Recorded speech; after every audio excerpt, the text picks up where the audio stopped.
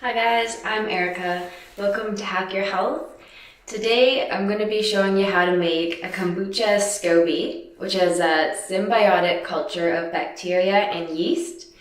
And once you've made that Scoby, you can continue to use it for more batches of kombucha. So you're going to need a bottle of plain kombucha in order to start your first batch.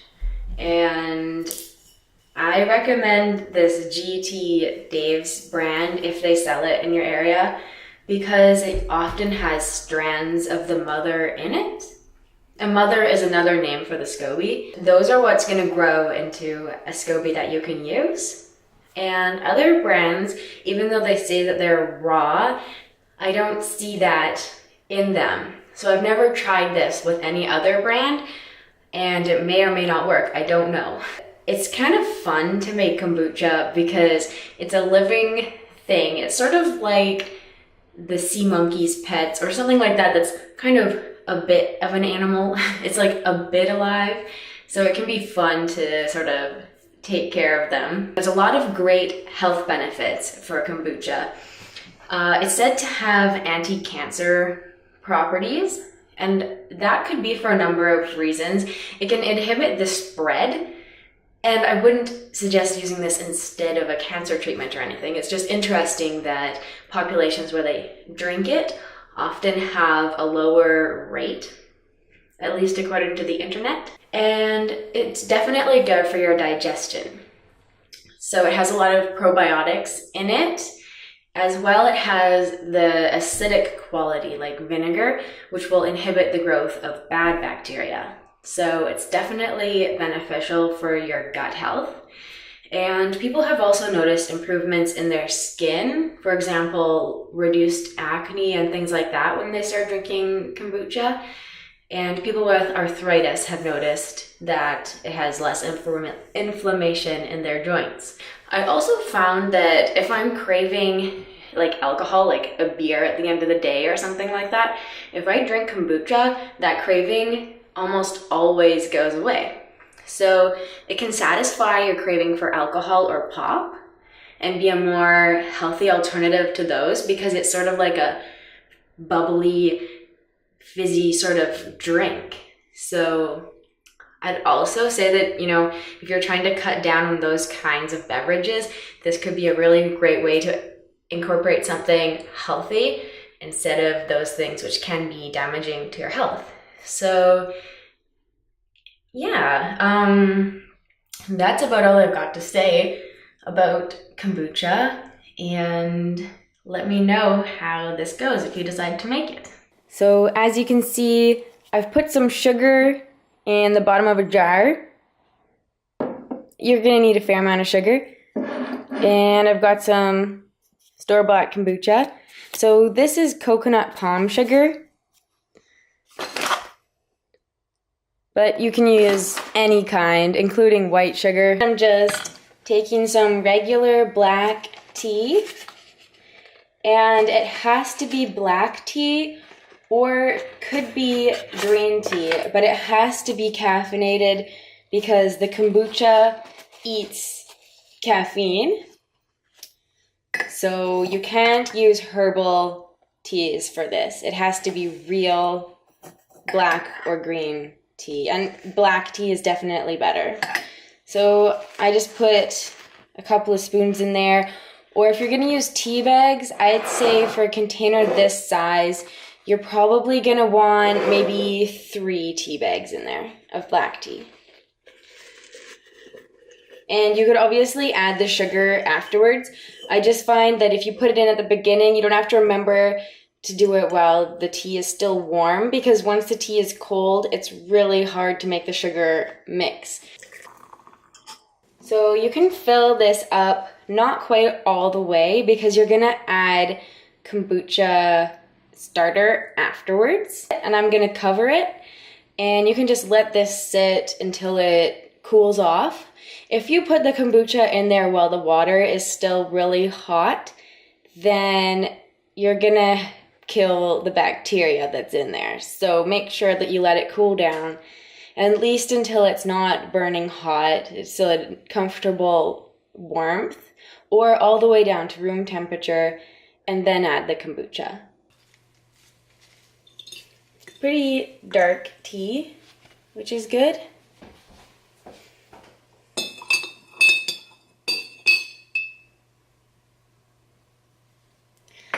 And now,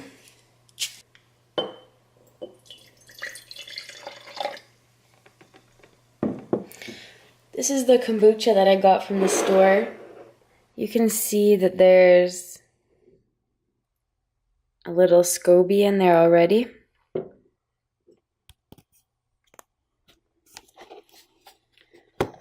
So I'm gonna make sure that that gets in there. But even if there isn't, just using the kombucha itself will be good enough. So just top that up, and then you can just put on a regular lid.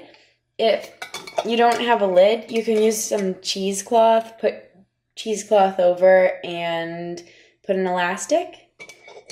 And with this lid, I'm gonna make sure that it's not completely tight. I'll come back, I'll probably leave this for, maybe I'll check it after 3 days. I'm guessing it'll probably take 5 days to make a Scoby. So I definitely lied in my last video, and it has been more than 3 to 5 days. So pretty much still looks like tea, but then there's this Scoby, symbiotic culture of bacteria and yeast, that's grown over the top, and that's what you want. So when you're working with kombucha and these other kinds of things, bacterial things, a lot of them don't like metal, so I always make sure to use a wooden spoon or some kind of those silicone or plastic things. But I'll just give you a look at the Scoby. So now it's turned upside down. But I mean, they look really gross. I'll try to show you the top. So there's the top. And it's really not an attractive thing. This is what it's supposed to look like. And the thickness doesn't really matter. I left this for about 2 weeks. I think because my house is not very warm, and because I probably didn't put in enough sugar, and I used coconut sugar, which I never tried before. This time I'm gonna use just plain, like, raw evaporated cane sugar. So cane sugar is probably the way to go. Yeah, so I'm gonna use this Scoby to make another batch of kombucha. The thing is that the kombucha that you have in this container, like if you smell it, it doesn't smell very good. The first batch making a new Scoby is not going to taste good. So you might want to use it instead of vinegar for cleaning, or maybe in a salad dressing or something. Or you might just want to basically dump it, but don't dump all of it. You need to have probably 1/2 to a full cup in order to start your next batch of kombucha. So you put in some of this into the next one, but this isn't gonna taste like regular nice kombucha when you make it out of this brand new Scoby situation. So be warned that it's gonna look gross and it's gonna taste gross, and that's what's supposed to happen. So at this point, I'm just gonna make some new tea, and that process is basically the same as before.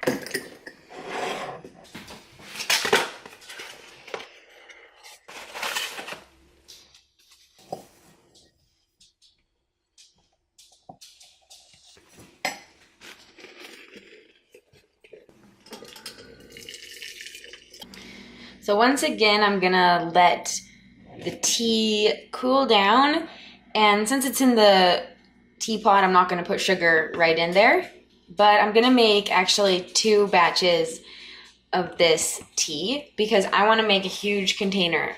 I want to use this giant Costco pickle jar, because the bigger the container, the less kombucha I end up buying. So this little Scoby is probably gonna take longer to make kombucha the first time, but this Scoby will grow to be the size of the roundness of this container. It'll grow to be that big. A few hours from now, when I've finally made and cooled enough tea to fit this, I'll get back to you. Before I forget, I'm gonna put in the sugar. So I'm gonna put in 1 entire cup of sugar, because this is quite a lot of kombucha.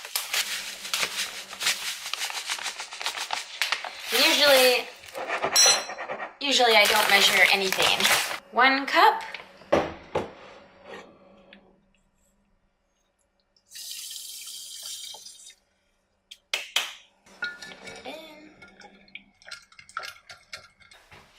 So now I've mixed in the sugar, and I'm not gonna add any more. I'm just gonna add tea and it will just disperse itself. Some of the health benefits of the tea itself can be lost by leaving no lid on. So with that in mind, I'm just gonna cover this with the lid, not tightly, but just so that it kind of keeps all of the tea in here and not losing anything into the steam. So I have filled this up to close to the top, so that there's still a bit of room for kombucha. I'm gonna take the Scoby and this ridiculously small Scoby and put it in this ridiculously big container. And now I'm just gonna pour in, a cup, approximately 1 cup of this to get the fermentation started. And to make sure that this is breathable, everybody has a different strategy when it comes to kombucha, but you occasionally hear about someone's container exploding, and that is because they've tried to seal the container in order to not let in any bacteria. But the problem with that is that the pressure is going to change as this ferments. So what I like to do is just take a clean cloth, put it over, this way nothing can fall in there, and just put an elastic, and then I put it in a dark cupboard that's just room temperature.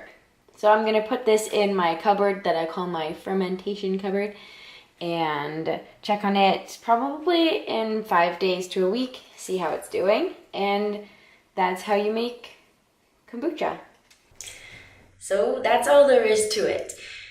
Now you know how to make your own Kombucha Scoby, and your next challenge is going to be figuring out what to do with all the extra Scobies you're gonna have, because they tend to form layers. So once one Scoby feels like it's satisfied, it will make a new one, so there'll be layers. So if you have friends that want Kombucha Scobies, they will be very happy you did this, because you can easily give them one, and eventually you'll probably end up with a whole bunch, and it's up to you to decide what to do with them.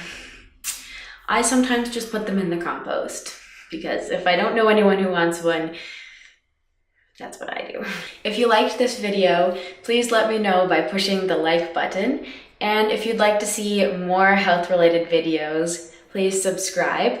If you have any questions, comments, or video suggestions, let me know in the comments below. Thanks for watching. Bye.